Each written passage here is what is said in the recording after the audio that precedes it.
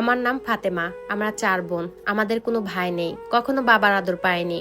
বলতে গেলে বছরের প্রায় সময় বাবাকে ছাড়াই আমরা কাটিয়ে দিয়েছি। মা অন্য বাড়িতে কাজ করত।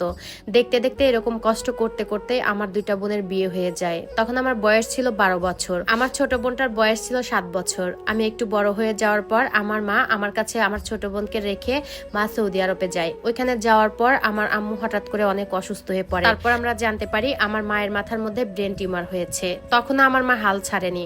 আমাদের 2 বোনের ভবিষ্যতের চিন্তা করে তখনও বিদেশেই ছিল। 11 মাস থাকার পর আমার মা অনেকটাই অসুস্থ হয়ে যায়। তাই বাধ্য হয়ে বাংলাদেশে ফিরে আসে। বাংলাদেশে এসে ডাক্তার দেখিয়ে তারপর ওষুধ খেয়ে একটু সুস্থ হয়। তারপর আবারও 2019 সালে সৌদি আরবে যায়। তখন পুরোপুরি সুস্থ হয়েছিল না, কিছুটা সুস্থ হয়েছিল। ওই সময়ে 10 মাস থাকার পর আমার মা আরো বেশি অসুস্থ হয়ে পড়ে। তারপর সেখান থেকে আমার মাকে বাংলাদেশে পাঠিয়ে দেওয়া হয়। এদিকে আমার আব্বু ভালোই ছিল, মাকে নিয়ে তার কোনো মাথা ব্যথাই ছিল না। হঠাৎ 2020 সালের জানুয়ারি মাসের 6 তারিখে আমার মা ইন্তেকাল করেন। তখন আমার আর আমার ছোট বোনের জীবনটাতে অন্ধকার নেমে আসে। তখন আমি আর আমার ছোট বোন মহিলা মাদ্রাসায় লেখাপড়া করতাম। তারপর আসলো করোনা।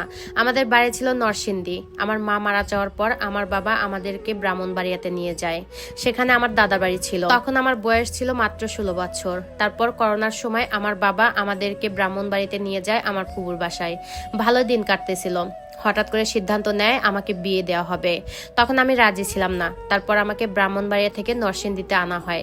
তখন আমার মা মারা গেছে মাত্র 5 মাস হয়েছে। ছোটবেলা থেকে দেখতাম একটা লোক ছিল, তার সঙ্গে আমার বাবার খুবই ভালো একটা সম্পর্ক ছিল। বলতে গেলে তারা 2 জন বন্ধু ছিলেন। উনি নাকি খুবই অসুস্থ, আমাদের পাশের বাসায়। তারপর আমার আপু বলল উনাকে গিয়ে একটু দেখে আয়, উনি অনেক অসুস্থ। আমি বললাম আচ্ছা ঠিক আছে। তারপর আমি আর আমার ছোট বোন গেলাম। ওইখানে যাওয়ার পর দেখি একটা লোক আসলো, আমাদেরকে দেখলো, এমনকি আমার বাবার নামও জিজ্ঞেস করলো। আমি বললাম। তারপর আমি আবার বাড়ি চলে আসলাম। ওই দিন রাত্রিবেলা দেখলাম লোকটা আমার বাবার সাথে রাত্রিবেলা বাড়িতে এসেছে।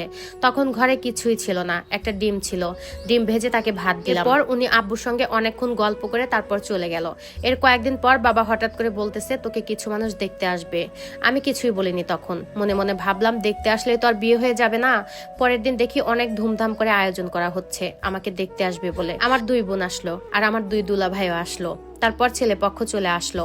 আমাকে শাড়ি পরে সুন্দর করে সাজানো হলো। তারপর আমাকে তাদের সামনে নিয়ে যাওয়া হলো। অনেক কিছু আমাকে জিজ্ঞেস করা হলো। তারপর আমি সঙ্গে সঙ্গে সবকিছুর উত্তর দিলাম। তারপর ছেলের ভাবি মানে আমার বড় যা শাড়ি উঠিয়ে আমার পা দেখতেছে, আমার পা 2টা ঠিকঠাক আছে নাকি। তখন আমার বড় বোন রেগে এসে বলতেছে আপনারা কি মেয়ে দেখতে এসেছেন নাকি গরুর হাটে গরু দেখতে এসেছেন। এই বলে আমাকে ওইখান থেকে নিয়ে আসলো আর তাদের অনেক বকাবকি করলো। তখন আমি মনে মনে অনেকটাই খুশি হয়েছিলাম। ভাবলাম যে যাক এবার হয়তো বা বিয়েটা ভেঙে যাবে। কিন্তু না, তারা আমাকে অনেক পছন্দ করেছে। এই বিয়েতে কেউ রাজি ছিল না। আমার বড় বোনেরা, তার জামাইরা, আমার নানু মামা কেউ রাজি ছিল না। এমনকি আমিও রাজি ছিলাম না। কিন্তু বাবা অনেক জোরাজুরি করেছে, কেউ রাজি ছিল না, তাই আমিও রাজি হইনি।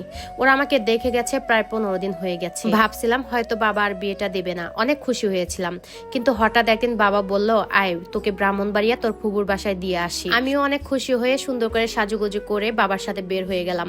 কিন্তু নরসিংদী যাওয়ার পর একটা কাজী অফিসের সামনে গিয়ে আমাদের গাড়ি থামলো। সাথে আমার দুলাভাইও ছিল। বাবাকে জিজ্ঞাসা করলাম এইখানে কেন। তখন বাবা বলতেছে একটু কাজ আছে আয়। আমিও ভিতরে গেলাম। ভিতরে গিয়ে দেখি পাত্র মানে যারা আমাকে 15 দিন আগে দেখতে এসেছিল। আমার বাবার বন্ধু এসেছে। পরে অনেক কান্নাকাটি করলাম, কিন্তু আমার কথা কেউ শোনেনি। যাক অবশেষে তার সঙ্গে আমার বিয়েটা সম্পূর্ণ হলো। তখন আমি বললাম বিয়ে হয়েছে ভালো কথা, আমি কিন্তু শ্বশুর বাড়িতে যাব না। বাবা বলল আচ্ছা ঠিক আছে, তোকে এখন শ্বশুর বাড়িতে যেতে হবে না, পরে যাস। তারপর সেখান থেকে আমি আমার বড় বোনের বাসায় চলে যাই। তারা কেউ জানতো না আমার বিয়ের কথা। সেখানে গিয়ে আমি আমার বোনকে সবকিছু খুলে বলি। পরের দিন আমাকে আমার বোনের বাসা থেকে নিয়ে আসে আমার বাবা। আমার বাবার বন্ধু আমার বাবার সাথে এসেছিল। তার বাড়িতেই আমাকে নিয়ে যাওয়া হয়েছে। আমার শ্বশুর বাড়ি আর তার বাড়ি একসাথেই। আমার বাবার বন্ধু সম্পর্কে আমার উকিল বাবা হয় আর আমার স্বামীর বোনের শ্বশুর হয়। তারপর ওই বাড়িতেই আমার শ্বশুর শাশুড়ির হাতে আমাকে তুলে দেয়। তারপর তারা আমাকে তাদের বাড়িতে নিয়ে যায়। আমার স্বামী কাজে, সে ওয়ার্কশপে কাজ করতো। আমার শাশুড়ি একটা বাসাতে ভাড়া থাকতো। সেখানে 2টা রুমে ছিল। একটা রুমের মধ্যে আমার স্বামী আর আমি থাকতাম, আর একটা রুমের মধ্যে আমার শাশুড়ি, শ্বশুর, ননদ, দেবর সবাই একসঙ্গে থাকতো। ওই দিন রাতে আমার স্বামী যখন বাড়িতে আসে আসে সে জানতো আমার ফুচকা অনেক পছন্দ, তাই আমার জন্য কিছু ফুচকা নিয়ে আসে। তারপর খাওয়া দাওয়া শেষ করে আমরা দুজন রুমে চলে যাই। ওই দিন ছিল আমাদের বাসর রাত। আমরা দুইজন দুই কোনায় বসে আছি, কারো মুখে কোনো কথা নেই। হঠাৎ করে আমি বলে উঠলাম যে সারা রাত কি আমি বসে থাকবো নাকি ঘুমাবো? সে বলল হ্যাঁ ঘুমাবে। আমাকে আমার স্বামী বলল তোমাকে একটা কথা বলবো। তখন আমি বললাম আচ্ছা ঠিক আছে বলেন। সে আমাকে বলতেছে আচ্ছা তুমি তো আমাকে বিয়ে করতে রাজি ছিলে না।